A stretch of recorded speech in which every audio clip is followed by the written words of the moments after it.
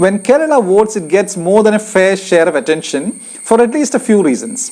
One, after San Marino, which is a republic encircled by Italy, which had a democratically elected communist socialist government in the 1940s, Kerala was the first place to have a democratically elected communist government in 1957. Also, the vast Kerala diaspora from across the globe is constantly watching developments back home, virtually on an hourly basis. And of course, the rest of India would love to know how its literate state votes and why. So this week, Geometric View looks for cues from Kerala's latest election, which was a historic one because it ended the merry-go-round of the Congress and communist governments and has given 10 straight years to the communists.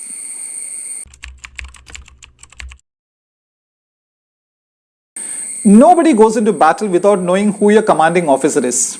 But believe it or not, Congress and BJP did it in Kerala this time.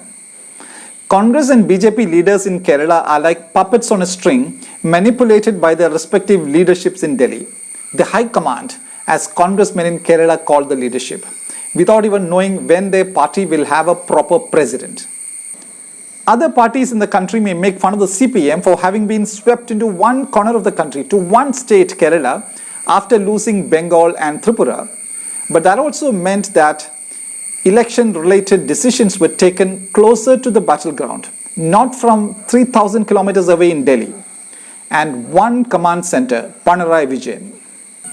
No brand ambassador can be expected to improve product quality or service, just as you cannot just rope in Kim Kardashian as the brand ambassador for KSRTC or the Kerala State Road Transport Corporation and expect its fortunes to improve.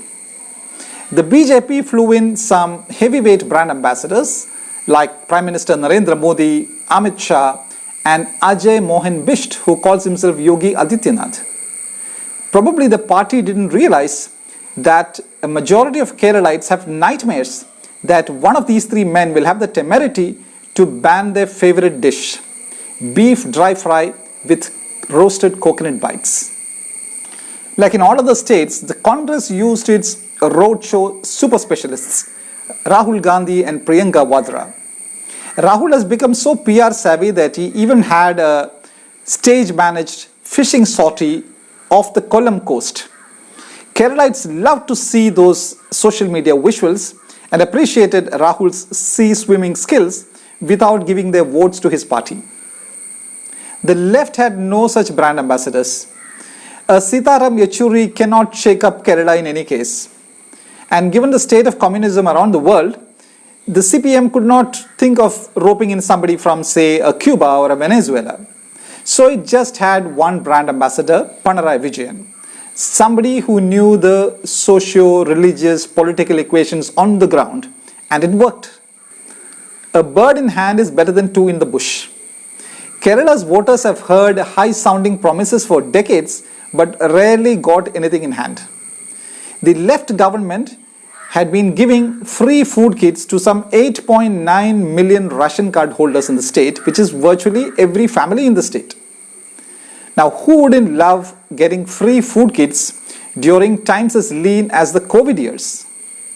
I asked author and business mentor S.R. Nair how the left won hearts and minds with freebies.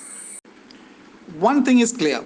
Allegations of autocracy, gold smuggling or the Lavalin case are of no concern to the common man. For him, free food kits, welfare pensions and a roof over his head are the major determinants.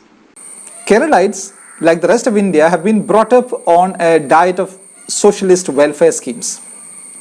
But the welfare paradise that Kerala is comes at a price. The public debt of the state has crossed the 3 trillion rupee mark.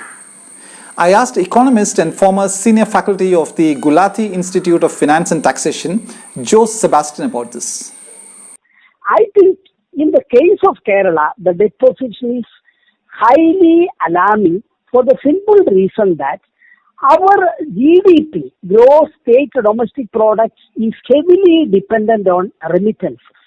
If there is a flu in the Gulf region, automatically all of a sudden we experience a fever.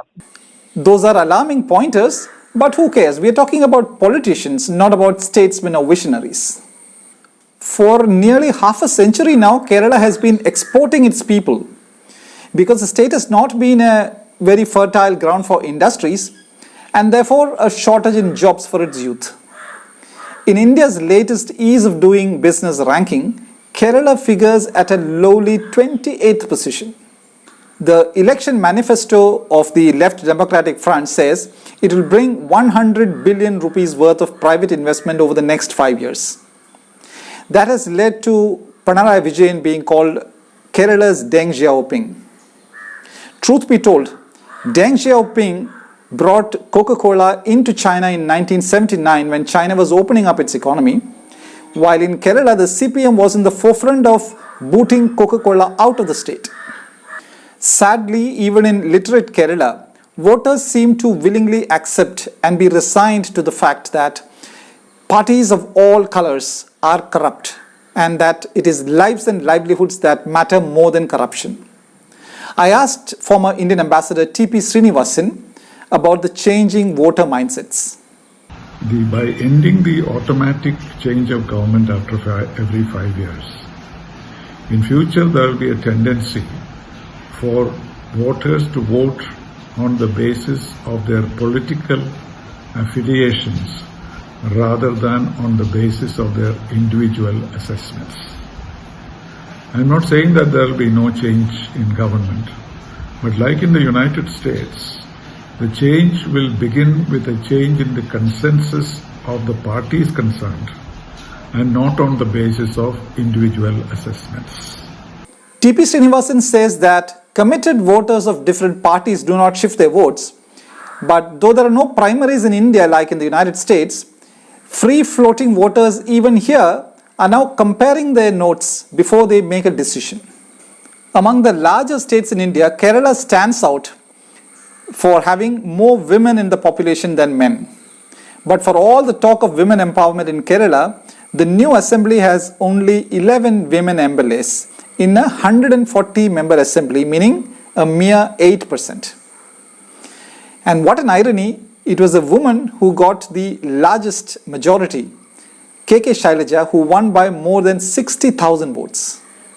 And finally, amid all the din and dust of political battle, politicians in Kerala have preserved the very ethos of democracy, which is being graceful to losers and being accommodative of all parties.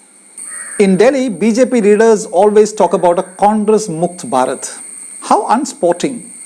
That's like asking for a Kolkata Knight Riders Mukt IPL. That goes against the very grain of sport and democracy. In Kerala, nobody is talking about ridding the state of any party. Instead, when the BJP itself shrinks its seats to zero, Kerala gives a nice punch in the face with all finesse through a tweet.